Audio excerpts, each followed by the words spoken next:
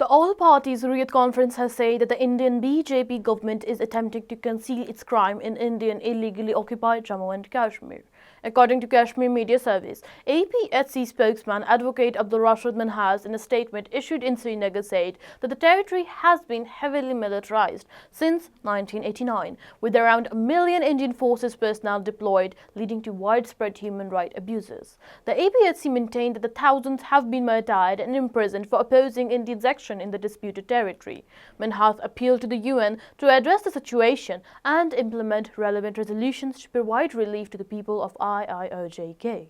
The spokesman said Kashmiris are facing Indian wrath for demanding their right to self-determination, with Indian troops conducting widespread cordons and search operations, raids and arrests to suppress the freedom movement. India is subjecting IIOJK people to collective punishment for demanding a UN-mandated plebiscite. The Modi regime, he added, is denying space to pro-freedom people in IIOJK by arresting them on fake charges. UN resolutions, they have upheld the Kashmiris' right to decide their future through a plebiscite, but India has been defying these resolutions for decades. He added that despite brutal tactics, India cannot conquer the Kashmiris' passion for freedom.